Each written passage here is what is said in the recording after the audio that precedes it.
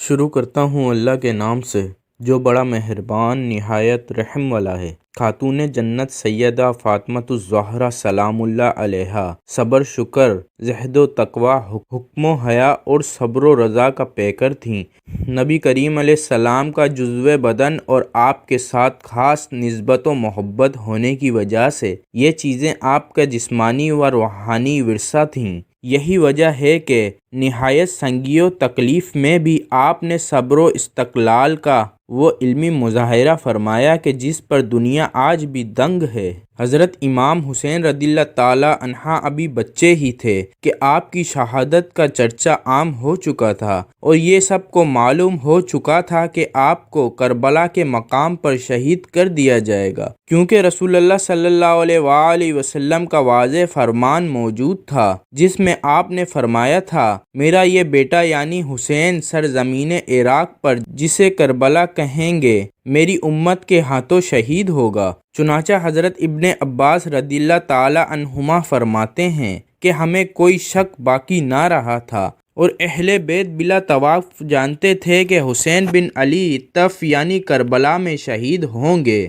رسول اللہ صلی اللہ علیہ وآلہ وسلم کا یہ فرمان موجود ہونے اور شہادت امام حسین کا معلوم ہونے کے باوجود سیدہ نے ایک بار بھی اپنے والد محترم سے یہ عرض نہ کیا کہ پیارے ابا جان آپ تو اللہ کے رسول ہیں اور آپ تمام عالمین کے لیے رحمت ہیں، تو پھر دعا فرما دیجئے کہ اللہ عز و جل میرے لاڈلے حسین کو اس جان کا حادثے سے محفوظ رکھے۔ سیدہ نے نہ تو کبھی ایسی التجا کی اور نہ ہی کبھی خود دعا فرمائی، بلکہ آپ تو نہایت استقلال سے صبر و رضا کا دامن تھامے رہیں اور شکوہ و شکایت کا ایک لفظ بھی اپنی زبان پر نہ لائیں۔ لیکن جب والد محترم صلی اللہ علیہ وآلہ وسلم کی وفات کی خبر آپ کو ملی اور آپ نے پیارے ابا جان کا آخری دیدار کیا تو آپ نے اس قیامت خیز گھڑی کا کیسے سامنا کیا اس کو الفاظوں میں بیان کرنا مشکل ہے۔ چنانچہ ام المومنین حضرت عائشہ صدیقہ رضی اللہ تعالی عنہا فرماتی ہیں،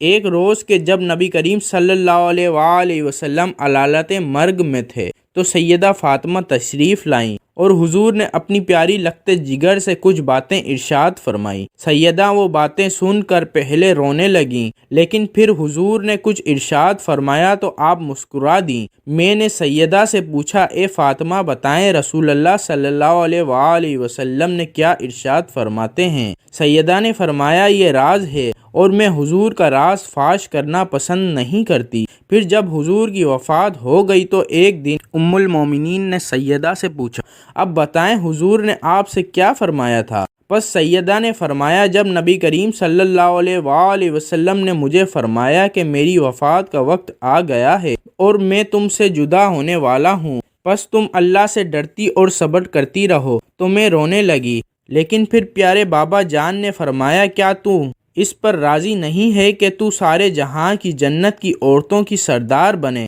پھر فرمایا کہ تم میرے اہل بیت میں سب سے پہلے مجھ سے آ ملو گی۔ سیدہ فرماتی ہیں، یہ سن کر میں مسکرانے لگی۔ جب نبی کریم صلی اللہ علیہ وآلہ وسلم کی وفات ہو گئی، اگرچہ تمام صحابہ کرام اور اہل بیت کو بہت صدمہ تھا، مگر جس قدر صدمہ سیدہ فاطمہ الزہرا رضی اللہ تعالی عنہا کو پہنچا وہ بیان سے باہر ہے۔ منقول ہے کہ آپ بہت زیادہ رویا کرتی تھیں۔ امیر المومنین حضرت علی کرم اللہ وجہ الکریم فرماتے ہیں، جب حضور کی وفات ہو گئی تو فاطمہ یوں کہتی تھی، میرے پیارے ابا جان اپنے رب کو پیارے ہو گئے، ہائے میرے ابا جان، اب خلد کے باغات میں ان کا ٹھکانہ ہوگا، ان کا اکرام کرے گا۔ جب آپ اس کے پاس پہنچیں گے رب تعالیٰ اور اس کے رسول ان پر سلام کریں گے۔ جب آپ ان سے ملیں گے، حضرت یوسف بن عمر رحمۃ اللہ علیہ نے کتاب الردہ میں حضرت ابن عمر رضی اللہ تعالی عنہ سے ایک روایت نقل کی ہے کہ جب رسول اللہ صلی اللہ علیہ وآلہ وسلم کی وفات ہو گئی تو اہل بیت اطہار جن میں سیدہ کائنات فاطمہ رضی اللہ تعالی عنہا بھی تھیں بہت زیادہ شکستہ خاطر ہوئے اور ان کی آوازیں مسجد میں حاضرین نے بھی سنی۔ جب یہ فریاد و فغاں کا شور تھا تو انہوں نے دروازے پر ایک مرد کو سلام کرتے سنا۔ اس نے کہا، السلام علیکم یا اہل بیت، ہر جانے والے کو موت کا مزہ چکھنا ہے، بلا شبہ تمہارے اجر روز قیامت پورے ملیں گے۔ آگاہ رہو، اللہ عز و جل کے یہاں ہر ایک کا بدلہ ہے اور ہر اندیشے سے نجات ہے، تو اللہ سے ہی امید رکھو اور اسی پر بھروسہ رکھو۔ بلا شبہ مصیبت زدہ وہ ہے جو ثواب میں محروم ہے۔ اہل بیت نے جب اس کی آواز سنی تو رونا موقوف کر دیا۔ اس کے بعد جب اس آواز دینے والے کو تلاش کیا گیا تو وہ کہیں نہ ملا، یہاں تک کہ وہ واپس آ کر پھر رونے لگے۔ پھر کسی دوسرے پکارنے والے کی آواز آئی اور اس نے کہا، اے اہل بیت، اللہ کے یہاں ہر مصیبت کی غمخواری ہے اور ہر موت کا بدلہ ہے، تو اللہ پر بھروسہ رکھو اور اس کفایت کرو۔ بلا شبہ مصیبت زدہ وہی ہے جو ثواب سے محروم ہے اور وہی ناکام ہے۔ اس پر حضرت ابوبکر صدیق رضی اللہ تعالی عنہ نے فرمایا کہ حضرت خضر اور الیاس علیہ السلام ہیں اور یہ دونوں رسول اللہ صلی اللہ علیہ وآلہ وسلم کی وفات میں آئے ہیں۔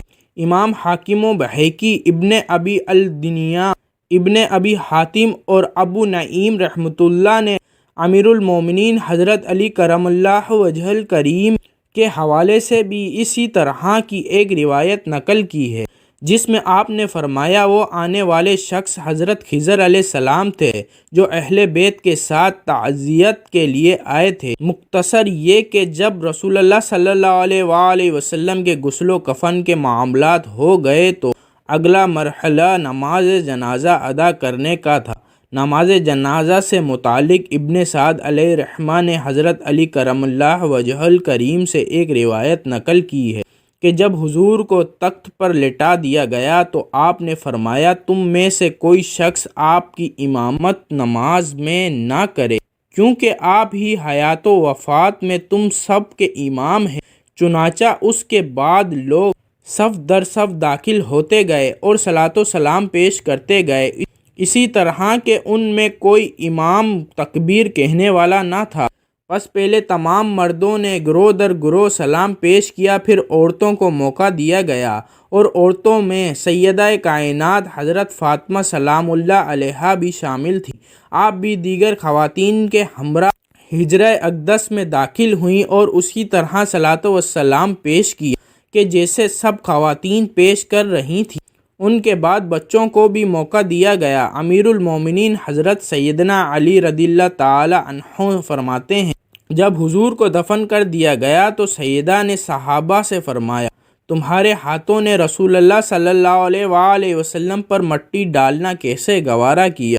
یہ سن کر سب صحابہ رونے اور عرض کرنے لگے، تقدیر الہی کے آگے کوئی چارہ نہیں۔ پھر فاطمہ جب پہلی بار قبر اقدس پر تشریف لائیں تو قبر مبارک سے مٹی اٹھا کر اپنی آنکھوں پر لگائی اور بہت روئیں اور یہ شعر پڑھا، یعنی جس کو حمد صلی اللہ علیہ وآلہ وسلم کے مزار کی خوشبودار مٹی ملے اسے زمانے بھر کی خوشبوئیں پسند نہ آئے گی۔